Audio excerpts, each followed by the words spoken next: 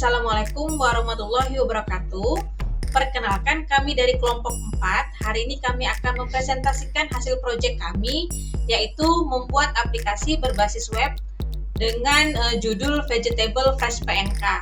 Pertama-tama, perkenalkan, saya Ira Dwi Lestari dengan NIM 11210368. Saya Uti Nur Alia dengan NIM 11210296. Saya Yolanda Vertigisela dengan NIM 11210322. Saya Delia Fira NIM 11210069. Saya Yolanda dengan NIM 11210230. Kami dari kelas 11 4D30, Prodi Sistem Informasi Akuntansi dari kampus Universitas Bina Sarana Informatika Pontianak. Untuk mempersingkat waktu, mari kita mulai presentasinya. Baiklah, saya akan memulai topik presentasinya. Di sini ada latar belakang, yaitu perkembangan dunia teknologi di Indonesia telah mengalami perkembangan yang sangat pesat, sehingga kita dituntut untuk bisa berkembang mengikuti pesatnya kemajuan dunia teknologi saat ini. Dalam dunia usaha, tentunya kita dituntut untuk dapat menyesuaikan diri dengan perkembangan teknologi yang ada, sehingga dalam suatu perusahaan atau dunia usaha tentunya membutuhkan adanya sistem perencanaan dan pengendalian yang disusun dengan baik guna menunjang kinerja dan proses yang berlangsung, sehingga dunia usaha dapat berjalan baik dan terorganisir dengan tepat. Dalam latar belakang beberapa tahun terakhir, e-commerce telah mengalami pertumbuhan yang pesat dan semakin banyak orang yang beralih dengan berbelanja online. Untuk kenyamanan dan kemudahan yang ditawarkan, kami pun membuat aplikasi belanja online sayur sehingga merupakan respon terhadap tren ini dan memberikan solusi bagi konsumen yang mencari cara praktis untuk mendapatkan sayur segar. Adapun maksud dari penulisan buku sebagai syarat ujian akhir semester ini, yaitu yang pertama, untuk mengetahui dan menganalisis sistem proses penjualan pada perkebunan hidroponik sayur Pontianak. Yang kedua adalah membantu karyawan dalam meningkatkan kinerja sehingga penjualan tidak hanya dilakukan secara manual. Adapun teknik pengumpulan data yang kami gunakan adalah sebagai berikut. Yang pertama yaitu teknik observasi. Observasi dilakukan dengan cara pengamatan langsung ke lokasi sumber informasi terkait untuk memperoleh informasi yang dibutuhkan dalam penulisan dalam tugas akhir semester ini. Penulisan melakukan observasi pada perkebunan hidroponik sayur Pontianak untuk mengetahui prosedur pendataan penjualan sayur segar.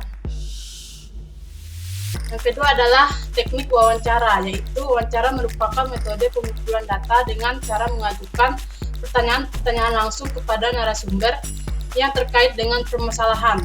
Dalam teknik wawancara ini, wawancara dilakukan dengan mengajukan pertanyaan kepada Bapak Gusti selaku pemilik untuk mengetahui pendataan penjualan sayur segar. Yang ketiga adalah teknik studi pustaka. Penelitian ini dilakukan dengan mempelajari buku, referensi internet, atau referensi lainnya sebagai bahan referensi yang berkaitan dengan masalah yang dibahas. Metode pengembangan software. Metode yang digunakan pada pengembangan perangkat lunak ini menggunakan model waterfall. Waterfall adalah pendekatan alur hidup perangkat lunak secara sekuensial atau terurut, dimulai dari analisis, desain, pengkodean, pengujian, dan tahap pendukung atau support. Rosa, A.S. dan M. Salahuddin 2014-28. Pengembangan perangkat lunak model waterfall dalam penulisan ini menggunakan beberapa tahapan, yaitu analisis kebutuhan perangkat lunak. Proses pengumpulan kebutuhan dilakukan secara intensif atau spesifikasi kebutuhan perangkat lunak agar dapat dipahami perangkat lunak seperti apa yang dibutuhkan oleh user. Kedua, user. Pada desain ini, penulis menggunakan rancangan rancangan desain database menggunakan MySQL dalam bentuk IRD dan LIS. Desain software menggunakan Visual Basic 6 dan Crystal Report. Selanjutnya, pembuatan kode program. Pada tahapan ini, penulis akan mengimplementasikan ke dalam aplikasi dengan bahasa pemrograman Visual Basic serta MySQL. Pengujian. Setelah perangkat lunak dibuat, pengujian atau testing program dimulai dilaksanakan. Pendukung atau support atau pemeliharaan. Tidak menutup kemungkinan sebuah perangkat lunak mengalami perubahan ketika sudah dikirimkan ke user. Selanjutnya, ruang lingkup dalam penulisan tugas akhir semester ini. Untuk memudahkan penulis, maka penulis membatasi permasalahan hanya pada lingkup penjualan sayur segar pada perkebunan hidroponik sayur Pontianak. Landasan teori, konsep dasar sistem. Pengertian program. Menurut Kadir, 2015, bagian 1 mendefinisikan bahwa program adalah kumpulan instruksi yang ditujukan untuk komputer supaya peralatan tersebut dapat melakukan tindakan-tindakan yang dikehendaki oleh pemakai program atau user. Selanjutnya, pengertian aplikasi. Menurut Hendra Yudi, tahun 2009, bagian 143, mendeskripsikan bahwa aplikasi adalah kumpulan perintah program yang dibuat untuk melakukan pekerjaan tertentu atau khusus. Selanjutnya, pengertian penjualan. Pengertian penjualan adalah transaksi yang terjadi antara dua pihak atau lebih, di mana pembeli akan menerima uang, menerima barang, jasa, atau aset berwujud atau tidak berwujud dengan imbalan uang dalam jumlah tertentu. Selanjutnya, pengertian database. Menurut Anhar, tahun 2010 bagian 45 mengemukakan bahwa database adalah sekumpulan tabel-tabel yang berisi data dan merupakan kumpulan dari field atau kolom.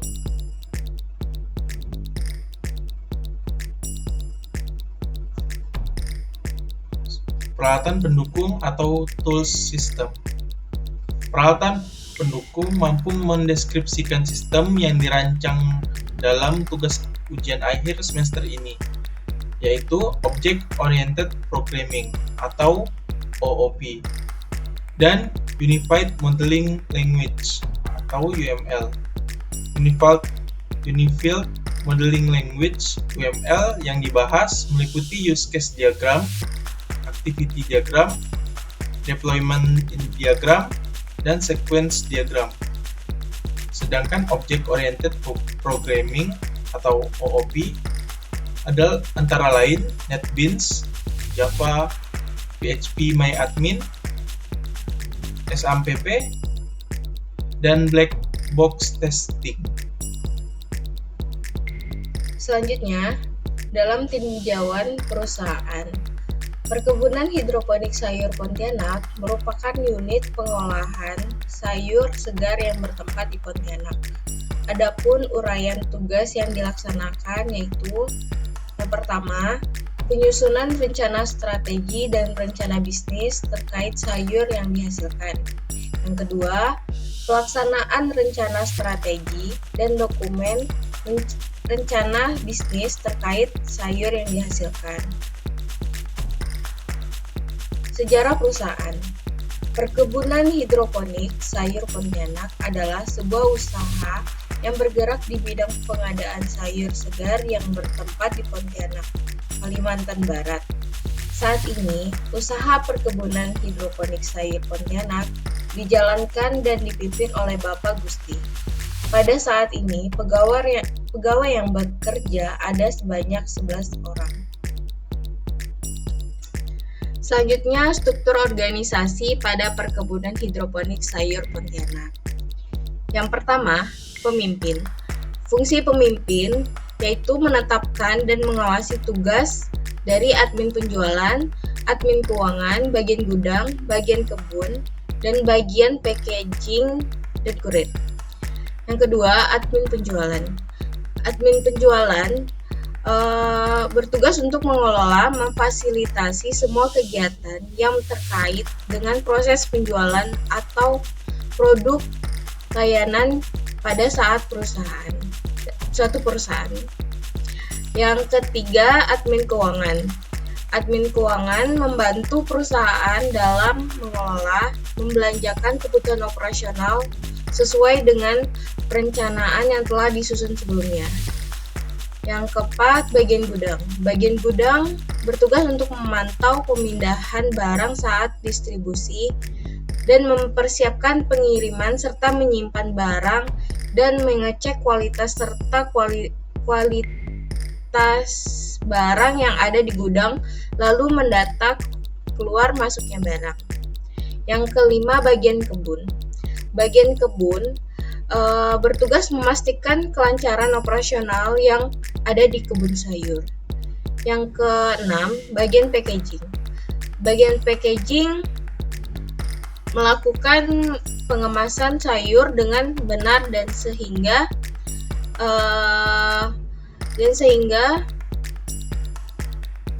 dapat dipasarkan dan dijualkan kepada konsumen dengan baik. Yang ketujuh, bagian kurir. Bagian kurir bertugas menjaga kualitas dan berlanjutannya rantai pasokan makanan. Nah, selanjutnya kita masuk ke desain antarmuka. Yang pertama yaitu untuk pengguna atau user, di mana menu yang pertama yaitu user atau pengguna melakukan daftar untuk supaya bisa masuk ke dalam sistem yang sudah kita buat. Di mana menu-menunya yaitu dia bisa memasukkan nama lengkap, kemudian username yang digunakan untuk login ke dalam sistem, kemudian dia juga memasukkan password dan validasi password. Nah, di sini ada gambar dari codingan yang sudah kami buat untuk membuat menu ini. Selanjutnya, setelah pengguna atau user melakukan daftar, nanti dia bisa login atau masuk ke dalam sistem yang sudah kami buat ini, yaitu dengan cara memasukkan username dan passwordnya. Di sini juga ada hasil codingannya. Selanjutnya, nanti konsumen atau pengguna atau user itu tampilannya seperti ini pada sistem yang sudah login, di mana menu-menunya itu dia bisa melakukan data pesanan. Di mana data pesanan itu isinya konsumen mengisi pesanan apa yang nantinya dibutuhkan dengan cara misalnya dia mengisi di informasi pelanggan. Di situ ada nama lengkap, kemudian nomor HP atau nomor telepon, kemudian pelanggan memasukkan alamat. Selanjutnya di informasi pesanan konsumen itu bisa memilih jenis sayur yang dibutuhkan dan jumlah dalam satuan kilo. Kalau sudah, nanti dia akan membuat pesanan. Di situ ada perintah yang bisa ditekan. Di bawahnya itu adalah codingan.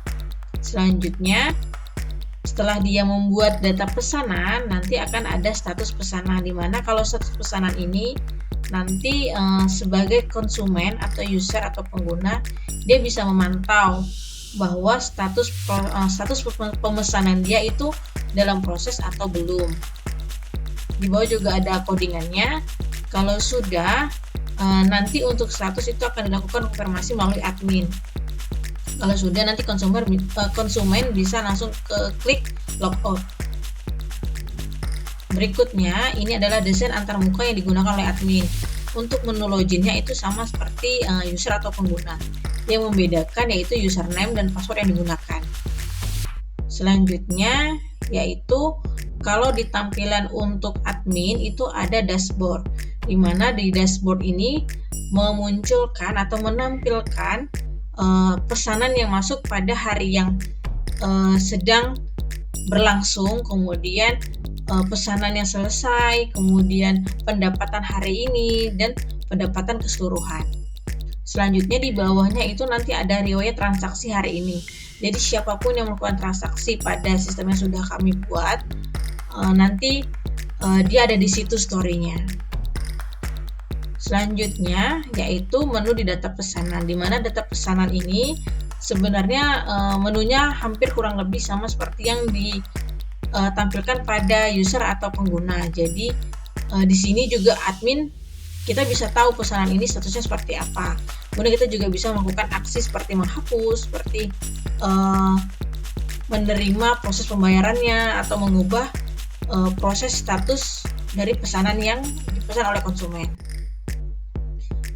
Selanjutnya di sini ada status pemesanan. Di status pemesanan nanti juga tampilannya itu ada nomor, nama, nomor handphone, alamat, status, serta apa yang bisa kita lakukan pada data ini gitu.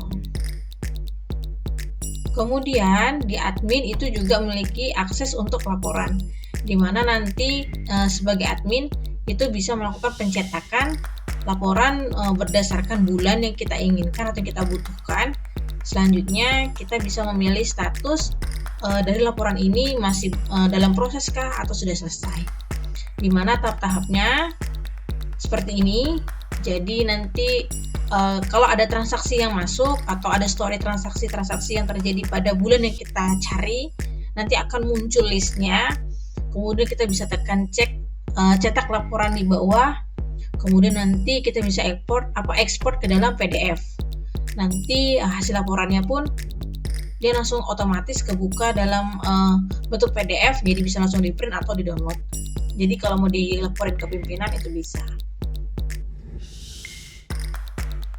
Berikutnya menu yang selanjutnya itu ada data pengguna, di mana data pengguna ini adalah tempat admin untuk mengetahui siapa aja yang menggunakan sistem yang dibuat.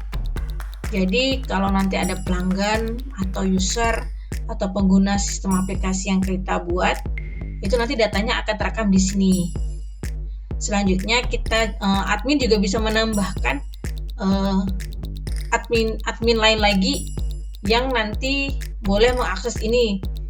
Admin itu tuh ya internal dari perusahaan si Perkebunan Hidroponik Sayur Pontianak. Selanjutnya yaitu data paket. Kalau data paket ini tampilan sistem barang-barang apa saja yang ditawarkan oleh perusahaan itu di dalam aplikasi Vegetable Fresh PNK. Jadi nanti admin itu punya akses untuk menambahkan paket atau jenis sayuran, di mana nanti menunya itu kita memasukkan nama paketnya atau nama barangnya, kemudian jumlah satuannya itu pasti harus 1 kilo karena di sini sistemnya kita buat per kilo. Kemudian untuk harganya itu disesuaikan dengan harga pasar. Sekian presentasi dari kelompok kami ucapkan terima kasih dan mohon maaf bila ada kekurangan ataupun kesalahan. Sampai ketemu di video berikutnya.